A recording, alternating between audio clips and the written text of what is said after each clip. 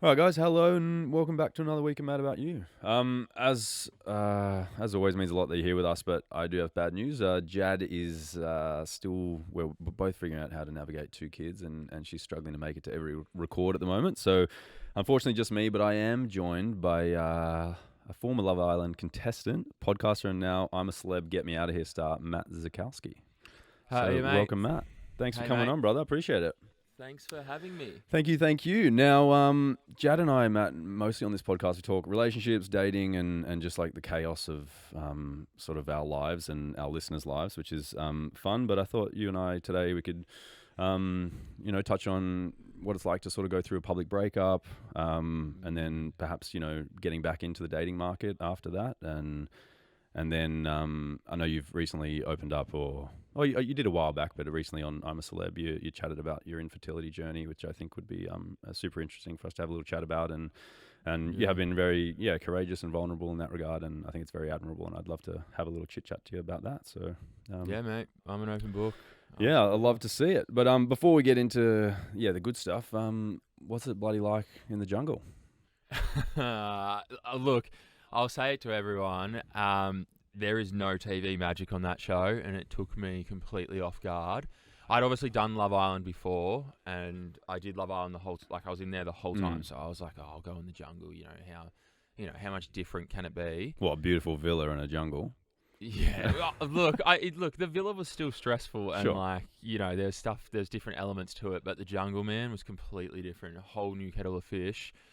I really, really found it hard. I'm not gonna say hard, like I struggled with the everyday mundane, just nothingness, because you know how like life here is so go go go. Yeah, yeah. Like I wake up and snooze my alarm like 6 times, and so when I get up, I have to get up Must out be of bed. nice. Yeah, I have to get up and go. So there, I'd wake up and I just stare, just into nothingness, and I was like, "What do I do?" So when now? when they're doing all the challenges and activities, and you got the cameras on, you're doing the cool stuff. What like percentage of the day is that? An hour, 2 hours, and then you're just chit chatting and. I have no concept of time, but I'd say maybe 2 to 3 hours. Oh, you got no clocks, nothing. No clocks, no Oh, nothing. that's a bit weird. No. Yeah. So only a few hours of like action each day, and then it's just like social experiment. Everyone's chatting and hanging Yeah. out. Well, if you're not doing a challenge, man, you're sitting at the campsite all day. Yeah, weird. I guess that's So- what you don't see on the Yeah. 1 hour television special, right? Yeah, right. So we're sitting around just, just like walking around doing nothing, literally just Yeah, doing nothing. Yeah, Just- weird. I actually didn't even consider that. I just kind of thought it was just chaos and action the whole time. But No, yeah, I a was lot gonna of say, downtime. is it tough in the sense that it's a lot to deal with, or is that the hardest part really? Than just the mundaneness and the Well, that was what I struggled with the Mm. most. That bit of it, like the starving and the lack of food, my body adapted pretty quickly to that. Sure. And I'm not a hangry person. When I'm hungry and got no calories, I get real just flat, Yeah, sure. like lack of energy, and like so that added on to like the mundaneness. So it's just like yeah. When I left, I came out with a new lease on life. I felt very grounded and very like appreciative to the little things in life. Sure. Oh, I can imagine. Yeah, if you're stuck in a jungle staring at the sky for 20 hours a day, that would definitely make you appreciate the niceties of life, right? Yeah, exactly. And you, look, talking to everyone was amazing, right? Like you hear some fascinating stories from fascinating people, but like that's like how long can you do that for before, like, you know what I mean? And then like you fill the day up, like you have a chat, and then what do you do for the next? You know what I mean? Yeah, yeah. I mean, Yeah. when it comes to that, like chatting to the people and stuff, did you, there's obviously a fair few people in there. Did you get along with everyone, or there a few people you had to bite your tongue with? I got along with everyone. I'm a pretty cruisy guy, man. So I got along. Look, there was people like I think you're gonna see. I don't know when this episode's coming out, but you're gonna see some people not get along, which is quite entertaining for people sitting there watching. Yeah, the which 20 hours a day in the campsite. Yeah, it gave us something to watch. But no, I get along with everyone. I've chatted with everyone since leaving. Yeah, nice. Yeah. That I think is something I would struggle with. Not that I'm not a personable person, but just that when someone, I don't know, if I don't get along with them, I would find it hard to mask it. I think like it's if they were saying things that bugged me or pissed me off, I would find it hard not to bite back, So Yeah, right. I'm not a very feisty person like that. So like I can sort of just let things roll off my back sort of thing. So there was one time I thought that was the opposite of what they wanted on television. I thought they wanted the people that would just fire up, I mean, there's been moments where I have, but like not in those situations. Like I'm pretty chill. Like no one said anything really offensive to me, let's say. So there's nothing for me to fight back against. Sure. But there was one time, and I love Luke, and I do, but I remember laying there, I was like trying to nap, and I heard him tell the same story that day 4 times, and I was about to wake up and be like, mate, I've heard this, but I was like, no, I'll let him go. He's loving it. Good story at least, or what? Yeah, it was actually a really good story. But the first 2 or 3 times, it was good. Yeah, but he must have just got 3 really good reactions, and then he was just going to keep telling it till he's like, everyone's loving this, so he went around and told everyone. Yeah, it must be boring in there if you're telling the same story 4 times in a day. Well, that's it. Like, and you're telling the same story to different people. Yeah. You'll tell someone one story, and then they'll go say, "Hey, have you heard Luke tell this story or Matt tell this story?" And then they'll be like, "Oh, and then you'll ask." Yeah. Sure. So I did tune in a couple of episodes back, and I saw you opening up to a couple of the contestants about sort of your previous relationship and what it was like going through all that. And I just wanted to ask you, like, what's it like having to navigate something like that that's so emotional, so intimate, but then sort of go through it also publicly? It was probably that was very hard to do, and I think that obviously what killed me the most was the public side of things. So while I'm trying to figure out my thoughts in it and my like what I wanted and like all that sort of stuff, there was so much noise from the outside, right? And I can't even imagine. Yeah. And that like really, so I went offline. I for like a couple of weeks, I completely just turned like my socials off, and then believe it or not, that fucking made people, think more about it and drove the noise up more. So like Matt's not posting, all this sort of stuff. So I was like, I can't win here. Like I'm trying to do that for literally my own mental clarity, and it was making more noise from people. So that was difficult, but I was lucky enough to have a great support network around me, my friends and loved ones.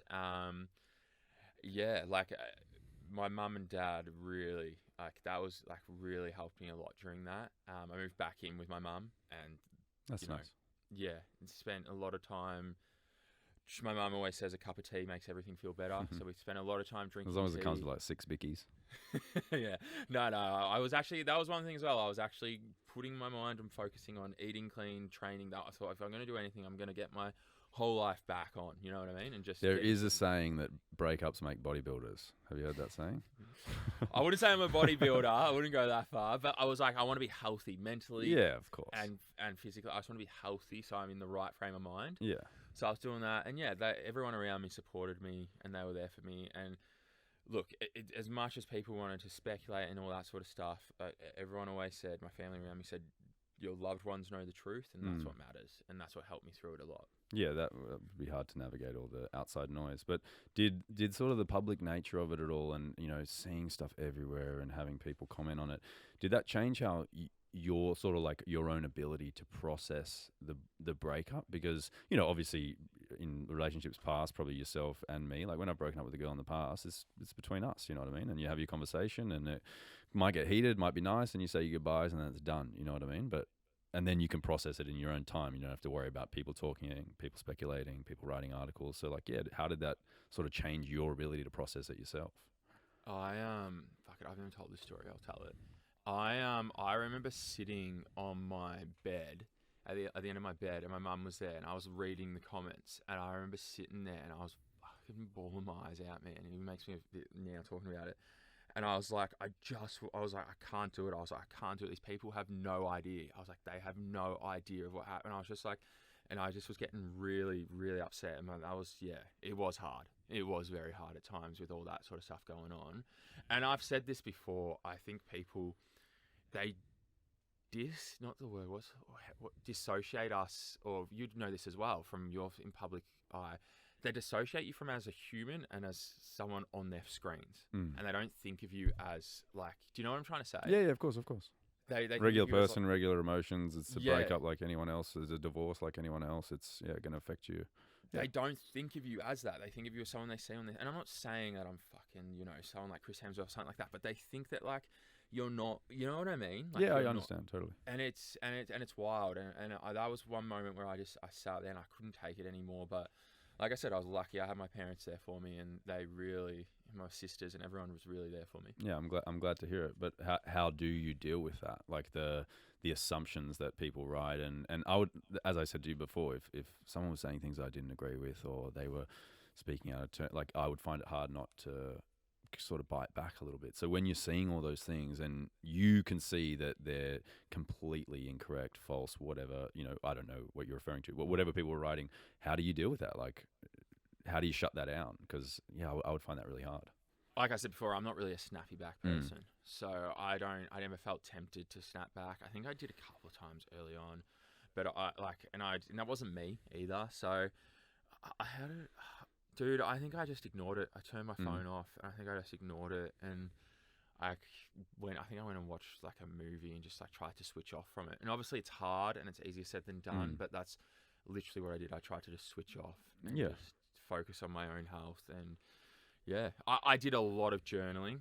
I did a lot. I've got a couple of journals fully filled with stories and how I felt and everything like that. I found that very useful, and I actually carried around my journal with me. So I'd take it into my office. I'd take it in my car. Like I remember pulling over and like writing stuff down because that's what I was thinking at the time, and I just wanted to get it on paper. And I found that very helpful as well. Yeah, that's good. I think Jad does that really well. Actually, my wife, she's very good at journaling and writing her stuff down, which I think helps her decompress as well. I'm definitely not good at it, but yeah, I can see it being very helpful. I'm not doing it anymore. Mm-hmm. I think I'm in a place now where I'm very. I'm not gonna say like I'm in a good place. Mm-hmm. But when I was in that dark place, I found it very, very helpful, and would recommend it to anyone listening. Yeah, nice. I'm glad you found that. When you're sort of, I don't know, discussing the intricacies of marriage or a public breakup in your instance, how do you decide or draw the line on like what you share with followers or the media or the public and what you sort of keep to yourself? Like how do you make that decision? Like you say, you're open book, but I'm sure it's not the whole book.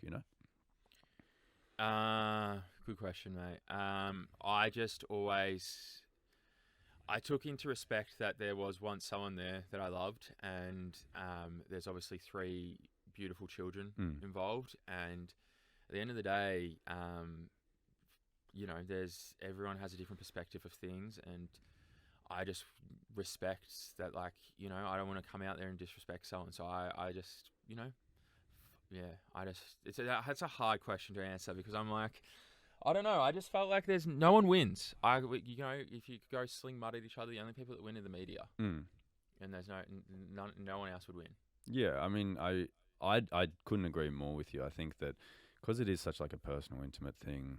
Like I tried to put myself in your shoes, right? And I was like, if I got divorced from my wife and, like I've, as I said before, I've been in relationships, but no one cared before, if I split up with a girlfriend. But now that, my wife's a bit of a public figure and stuff, like I'm sure if we split up, it would be similar. People would care, or there'd be articles written and people would like to put their 2 cents in.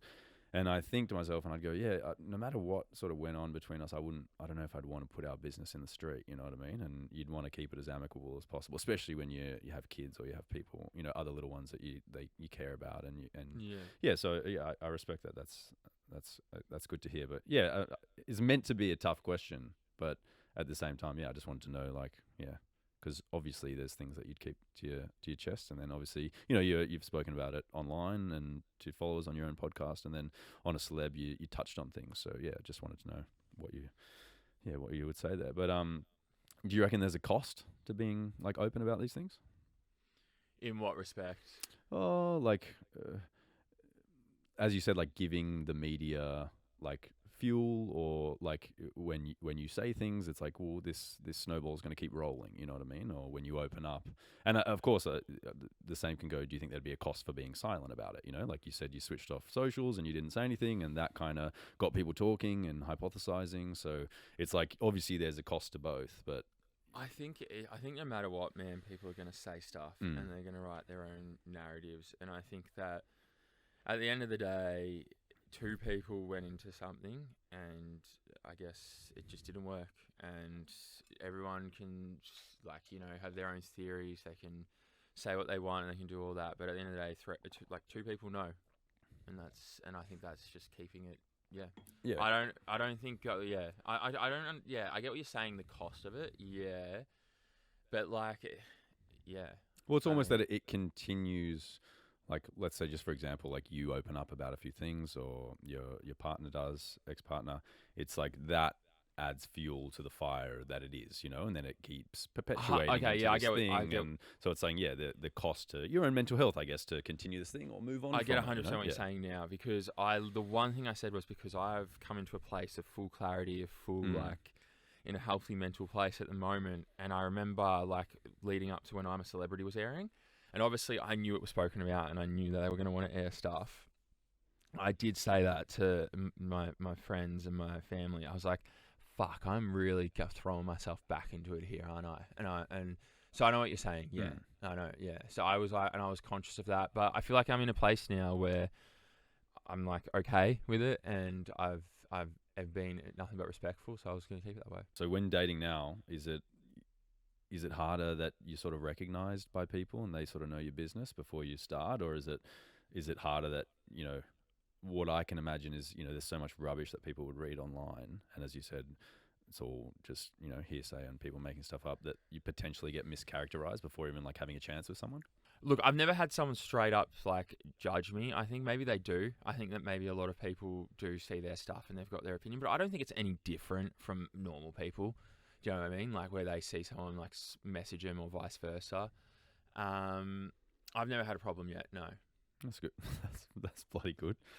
I can just, it's just, you know, you think about someone that's not in the media or TV. Sorry, but then again, I'm not fully like dating. Like I'm not out. Like I'm chatting with people, but like But you are you in the sense that, right, think about, you've been on Love Island, you've been on I'm a Celebrity, Get Out of Here. As in, I don't know, is that like, if you reached out to any young lady in Australia, like, fuck, she's probably seen your face, you know what I mean? Like, it's not like there's like 50% of chicks that would be like, oh, who's this guy, you know? That's what I mean. It's like, is that hard knowing that, dude, it's like anyone you reach out to is kind of like, oh, fuck, I know this guy. I get a lot of people saying they know nothing about me. Oh, that's nice. They're like, yeah, they say that a lot. Are you dating grannies or something, or what? Are you like when, I don't know, courting someone, are you good in person? Are you, you know, do you like... Okay, what does courting mean? Someone said this to me the other day. Courting is like dating someone. So you know when for example, like Jad watches likes like old Elizabethan like period pieces, like what's that show called? Or the lady, Bridgerton. Yeah, Bridgerton. That. So you know when the like a man and woman are like getting to know each other, that's called courting, like courtship. Yeah, Anna said it to me the other day in a voice memo, and I just was like, "What the fuck does that mean?" And then it literally came on a movie I was watching, and I was like, "Hey, this is weird." And she didn't explain it to me, but thanks. Yeah, so it means like chatting to someone. Yeah, just like getting to know someone in the like pre-stages of dating, like courting someone. Yeah. So I'm saying, like, are you like an in-person, like if you see someone at the gym that you like look up, do you go like, are you go up to you and have a chat, or are you like a online person, the apps, or, you know, DM sort of person? What's your forte? Either, man. I don't use dating apps. I'm not on a dating app. I'll talk to someone if I find them attractive. I'll go up and chat to them. I'm open to that. I'd say I'm pretty like confident when it comes to that sort of stuff. Yeah. Well, yeah, you'd hope so. Like 6'5", attractive dude. If you're not confident doing it, then I don't know who's going to be. Mate. Yeah. I'm blushing. No, well, I asked because like Jad and I talk about dating a lot, and sort of we feel like there's this weird disconnect in dating right now where heaps of it's done over the apps and no one sort of like has the kahunas anymore to like go up to people in person. No, I did see a girl a nice lady the other day. We were out, and I was like, wow, she is attractive. And she was walking out, and I went to walk up and talk to her, and I did lose some confidence, and I hanged a solid right and went to the bathroom instead of going up. Oh, en route? Yeah. Oh, how come? I got a little bit nervous. But she was leaving, and she was at the window where our table was, and I waved to her, she waved back, and I got her phone number. Oh, nice. Just the wave. See, that's how you know that you're tall and attractive, if you can just wave at women and then you get their number. How would that work for most blokes? They'd be like, what the fuck's that guy doing? Yeah. Why is he waving at me, that freaky dude? Yeah. Well, I mean, try, I guess. Try. I don't hate it. I'm all for the in-person. I just think What's the worst thing she can say? Exactly. And I think, and I've spoken to Jad about this, it's like if it doesn't go well, she's still going to feel good because she's going to go, oh man, that's great. Like, he thought I was attractive and you know, he wanted to have a chat. And then you've built the confidence knowing that you can do it, and rejection's fine. You know what I mean? So yeah, I think it's a win-win even if you do get rejected. But we have spoken about this on our podcast a lot. Apparently men in Australia don't have much confidence of going up to women compared to around the world. Yeah, I've seen girls talk about this being like America and Australia difference. There was this girl, and she was, you know, just attractive young woman, and she was like, I came to Australia and I went to the bars, and she's like, no bloke would talk to me. And she goes, in America, like, you'd struggle to like not have someone come up to you and offer to buy you a drink and have a chat. So yeah, I wonder why that culture's so different. I mean, we just go out to just see our mates, don't we? Yeah, and just get absolutely buckled, and then you can't even talk to women. Yeah, that's the objective, isn't it? The last question I wanted to ask you is that you're not a young lad, you've been dating a while and relationships and stuff, but what are you, like, getting back into the dating market? Like, what's something about dating at the moment that just feels like completely broken from when you know, might have done it 10 years ago? Oh, good question. I don't think there is much broken at the moment from what I've seen. I've actually, look, like I said, I haven't done much of it at the moment, but I think the little interactions I've had, which I'm actually quite impressed by, women know what they want now, and I feel like they're very open about it. And I've noticed a couple of times that they've stood on like what they want, and they go get it, like that sort of thing. And I mean, like we said before, I think it takes the men aren't confident enough to go up, but I found a lot of women are a lot more confident.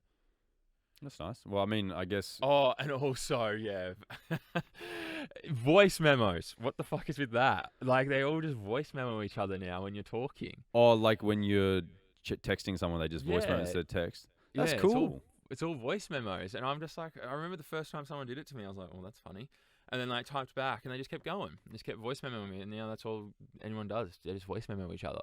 I like the idea of the voice note, actually. I reckon you'd get to know someone quicker, or whether or not you'd think there'd be a fun time through that than texting. Because I reckon that, like, texting back and forth and then figuring out when you want to hang out, and I think that's just, that'd be a waste of time. I'm not a big texter in general, man. Like, so the voice memos have definitely helped with that respect, that you just quickly do it and then, you know, go along. But then listening gets a bit awkward when you're in public places and you're holding it to your ear and you're like, what are they saying? Well, it'd be weirder when you got to respond on the bus, yeah. Yeah, you're like talking back to your phone. That's not that bad, yeah. Okay, let's get away from dating now. Something that obviously you've been open about, and which I only really learnt a little bit about yourself recently, is your journey with infertility. Now, correct me if I'm wrong, but I think I read somewhere that you found out at age 25. Is that correct? Yeah. 25. Funny story, actually. My ex at the time, she said to me, it was random ass. One day she goes, your semen is the same consistency as a guy I used to sleep with who had a vasectomy. And I was like, fucking weird thing to like. Very odd. And I was like, oh, okay, cool. And she was like, well, do you want to get that looked into? And I was like, yeah, I haven't really thought about it. Okay, all right. So, and I remember I was living with her at the time, and I was back at my mum's for something, and a very open relationship with my parents, and I just was like to my mum, whatever her name was, said this, and she goes, when you were born with undersetted testicles, and when I was 1 year old, I had the operation which moved them down to where they sit now in my nuts, and she said the doctor did say when you're around 25 years old to get your sperm count tested. And I was like, well, fuck, tell me now. So I was like, all right. Oh, I so knew that about, was, I knew that was about the never mentioned? No, I knew about the operation, sorry, but I didn't know about getting tested. Gotcha, Yeah. gotcha. Okay. I was like, so I definitely knew about the operation. Don't But worry. as in you I didn't definitely- know that it potentially came with like complications with fertility. Well, Like no, that was I never didn't. discussed with you. That was never discussed. No, Oh, I interesting. yeah. And then I went, got it done, did the sperm test. Doctor called me. He was like, hey, mate, you've got no sperm. And I was like, oh, I've got low sperm. And he was like, no, you've got no sperm count. Oh, wow. And I was like, right, what? And he's like, look, we're going to get you in to do some more testing. So I went and did another test, got ultrasounds, went to one specialist. I think I went to two specialists before I found this other one now who's like the best in Melbourne. I met with all them, did all tests with them, and it's come to the conclusion now where there's three options, right? One is I've got nothing there, which is the worst case. Next case is when they did the operation, they didn't connect everything properly. Gotcha. So they're in there and they're just swimming around doing donuts. Yeah. Which, in retrospect, when I'm ready to get that surgery, I've had getting a reverse vasectomy, so I've lived my whole life. You know what I mean? So, and then the third option was You must have a heavy sack at the moment if they've just been swimming around all this time. No, I still ejaculate. I'm just mucking around. But it's got nothing in there. Don't worry, I'm still. I didn't think your sack was just sitting in your pants like this. How appropriate can I be in here? Go nuts, mate. Go nuts. I have been told before I've got a Kong sack. So it is What's a Kong sack? like a bigger sack than. Awesome. Prove it. Prove it. Show us. Get it out. Flop it out then. I'm getting some looks. Video from podcast. Yeah. And then what was the other option? You've thrown me off now. I've completely forgotten. Yeah, Well, one and two. And then I can't remember what was the third one. Yeah, you've thrown me off. Talking about the size of my Talking sack. about your Kong sack. Yeah. I don't believe I made you talk about it. I think you spoke about it. You asked me. You said, how big is it? I said, if you were related to a fictional animal online, what would you... Kong? Yeah, all right. Yeah, deal. King Kong. What was the other option? I'm completely blanked. But at the end of the day, he said they don't want to do the surgery and cut into and to try find sperm until I have my partner's egg that's ready to infertile. Because if they cut in Gotcha. there and they find like one or two live Yeah, sperms, you can't freeze them. Sure. So You have to they be wanna like ready to rock and roll. Yeah, so they have to, and they can put it on ice. Gotcha. The egg, but yeah. So when you one day find a partner and I imagine open to having kids then you I would look love- into that surgery. Yes, which I briefly touched on in the jungle. That was Sure. And what, if you don't mind me asking, like, do the doctors tell you like the probability of that being like successful, or what the chances No, are? I haven't or? had any. I haven't had any of that yet because it hasn't gotten to that far yet. Okay. All right. Yeah. Look, when I found out at 25 years old, I'll admit I was not ready to have children at that point. So I wasn't too upset. Like just too immature to tackle it yet, you mean? Or? Yeah, I sort of just didn't I didn't grasp it. Do you know what I mean? And I remember I was at my mum's a couple of weeks later after all that, and I was doing something in my wardrobe, and she was sitting on my bed, and she was talking to me about it. And I remember I just stopped, and I started crying, and I was like, and she's like, "Are you upset about it?" And I was like, "No, I'm upset for like 40-year-old, 35-year-old me who won't have children, and like my sisters will have children, I'll be an uncle, all my mates will have kids, and everyone around me will be doing that, and you know, I might not be blessed and lucky enough to do that." Yeah, and then I got emotional for that dude. Yeah, I was gonna ask that actually. Is that kind of like, I would say, like when you found out, did you almost have to like grieve a life that you thought you might have before having it? You know what I mean? Like I don't know how you feel about children, or if at 25 it was something you wanted in the future. But yeah, finding out something like that, you'd almost have to like grieve the future that you dreamt of in a way. Do you know what I mean? I know what you mean, but I'm trying to stay positive that there is a chance when I go under the knife that there's something. Okay. But in my mind, I am still I think I'm not consciously doing it, but I am aware that could be. Do you know what I mean? Yeah, could understood. Be, and that it could be an option. And yeah, until then, I think I'll just hold on to hope. that Yeah. hopefully it is. But look, who knows? Yeah, We've got to find the girl first, right? that's it. That's Amen. it. When like, I guess, getting back into dating, or what you have, or the girl, sorry, you have been dating since 25. Like, is it a tough conversation to have, like, with women, the like fertility conversation? Like, does it affect the dating experience much? I do work it into conversations early. I've had some poor reactions. I won't go too much into them, but I have had some people, and that was a bit hard to deal with. Poor as in, like, they find out and then the relationship's over, or poor as in they've said rude things in response? Like, what do you mean by poor? Sorry. They've said quite rude things. Oh, weird. Yeah, and it actually took me off guard. Actually, I was like, whoa. Can you give an example? As in, I don't want to know who, but like, what They would said- someone say in that response? Like, I feel like, how would you say anything other than something respectful or nice? It actually got to the point where we were talking about the financial side of it, and they were like, "That's your," like they were saying, "Well, that wouldn't be my problem. That would be your problem, and you've brought that here, so that's your financial burden."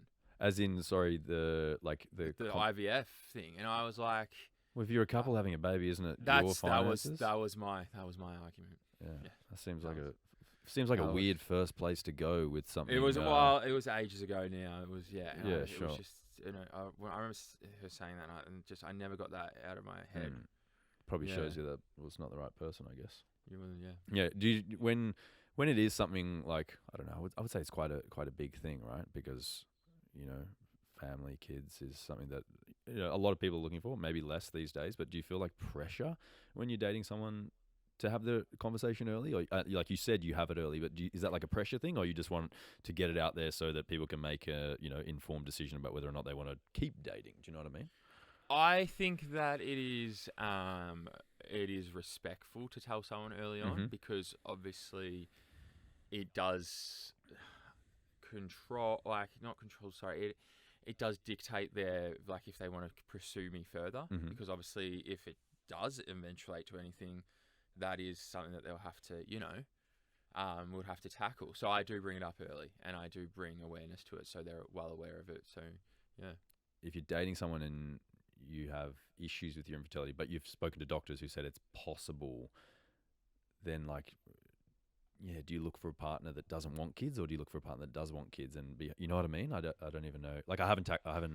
I honestly, I don't. I tell them, and then it's there. I've had girls say, "Well, yeah, I want children." I've had that before. Yeah. And obviously I'm not with them now. Like, I'm not still seeing them. Do you know what I mean? So, like, I think it does, yeah, get girls on the back foot. But look, if that's dating though, isn't it, man? Like, if you're not aligned in your what you want in your futures, then you're never going to work. Yeah. And yeah, I think probably the older we get as well, the probably, like, more rushed people feel to do things. Like, I know I have mates now who have been, you know, dating girls, and they move in really quickly and stuff. And I think to myself, like, well, I doubt you would have done that if you were 23. You know what I mean? Like, you wouldn't have moved in after a few months. You might have taken your time, or, you know. So I'm sure and you know, women obviously have a bit different to us. So their biological clock runs a bit quicker. So yeah, maybe finding those things out and knowing that it might be like a journey to have kids with someone. Because if, as you said, you've spoken to doctors and the possibilities there, but you're not sure, then that would be a tough thing to navigate. yeah. I mean, like I said, that's what I'm. It's fucking silly to say, but that's what I bring to the table. I mean, if that's not what they, you know, if that's not the future they see or something they want to pursue with me, then they're not the right person. Then, do you know what I mean? Sure. And do you ever regret being so open about this stuff with people on dates? No. Like, do you ever think they could be your person, and they might give you more time of day or more of a chance, I guess, if they got to know you for a longer period of time and then you told them? Do you know what I mean? Do you ever regret, like, bringing it up soon? No, I mean, no. It's publicly out there on podcasts. Yeah, talking sure. about it here. Now it's spoken about on national television. Yeah, so but you said some chicks don't know you still, so. Yeah, but I mean, this is something that, like, you know, that, you know what I mean? I know what you're trying to say. They don't know me personally, but I think that this, like, women would see and they'd be like, that it would be a deal breaker. I could see how it could be for women. Yeah, sure. So, like, yeah. Yeah, I mean, I would probably be the same as you. I'd want to, like, get it out there and Because sort of why? nut it out early. And, you know, it's almost, and this is weird, it could be, like, feel like deceitful, you know? Like, imagine if they're talking to you. Imagine if they're talking to you and they're like, you know, things are going well. And then that gets thrown up and they're all like, you know, what do you want kids' names, blah, blah, how many kids do you want? And that'd be, bring it up. It'd be weird to not tell them. Do you know what I mean? Oh, I couldn't agree more. And especially if, as you said, like, we're a bit older, if you get like a woman to commit to you for a few years of her life, and then there comes a stage where, let's say you talk about kids 2 years in, and then you go, oh, by the way, it might be hard for me to have them. Then, yeah, as you said, you've like locked them into the last 2 years of their life where perhaps they made a different decision if you were open about it 2 years earlier, you know? So, yeah, totally understand. I'm sorry, but that would be deceitful. Yeah, I don't disagree that it's a big thing to hold on for that long, but that's why, my question was, how, I guess ever get doing it too soon, but there will also be the question of too long, I guess. I mean, I put it out there as early as I can, and if you don't like it, then that's who I am. I literally can't change it. Yeah, of course. So Well, it's nice to hear. That's my only red flag, man. It's nice to. I mean, there's plenty of people that don't want kids as well, though. You know, so that would be a green flag for people. You know, some people. All right. Well, Matt, looking ahead, what's next for you? When it comes to like having been through what you've been through publicly, and you know, what is moving forward? What does a healthy relationship look like to you? Healthy relationship, man. Love is kind. That's what I've learned. Love is kind and love is patient, as they say. And I think that is the main thing in a relationship that you need to do. You need to be kind to each other. Any green flags you're looking for with your future partners? Just for the ladies out there that, you know? Yeah, I'm looking for someone that's kind, and most importantly, someone that just loves me for me. And wants to be with me for who I am, and that goes on to like the whole infertility side of things. Someone that like knows who I am and wants to be with me and appreciates me for me. I like it. Well, I'm glad to hear. I actually didn't know personally with the infertility journey that there are options and the chance. So my fingers and toes are crossed for you that there's good news in the future. So thanks, mate. Look, like I said, I'm holding on to the hope, but yeah. All right. Lastly, what are you looking forward to? You got anything fun, exciting coming up in life? Yeah, I've got some stuff coming up. I'm going to keep down low, stuff that I can't really say, but some exciting stuff. But I've also just taken each day as it comes, man. That's what I've learned. You know, just enjoy the moment. I did learn that in the jungle. Just enjoy the moments and take it as it comes. So Matt, every time Jad and I end an episode, we have a little section called Ask Mum and Dad, where people write in with like a dilemma or issue they're having, and we try and give them some assistance. Okay. But the thing is, this week I'm actually writing in myself because I wanted to ask you a question. You've asked me so funny, but no, but this is like a me. This is like a real me question. So okay. Something that I probably struggle with, I guess, and it sounds like you don't, is being an open book and being quite vulnerable. Like, I have my moments where I open up and be vulnerable, but I would say like probably only really to my wife. You know what I mean? And even then, I probably still find it hard. I don't really talk to mates about issues, things I'm going through, family even. I sort of keep it close to my chest. So like, what I wanted to ask you this week is, like, what would your advice be to men who are struggling to open up to talk about something that they're really struggling with? I grew up in a household with 3 women, so my mum and my 2 sisters, and the rule in there was there's no secrets, and she was like, you have to always tell the truth, and that was like the one rule. So like, I grew up in an environment where it was just open, and I think do you know what? And you say that you think that like me being open and all that, you admire, like, what you think it's a good thing. I actually sometimes like feel to myself like maybe I am a little too open, but then I realize that like there is no bad from that. Do you know what I mean? Like, I'm open, I'm telling people the truth, and I feel like, you know, for someone to be open, I feel like they should do it in a safe space and start off with like maybe their family or friends, and see how that goes, and know that there's no wrong that can come out of that. And if someone judges you for telling the truth or being open and being vulnerable, that shows more on them than it does you.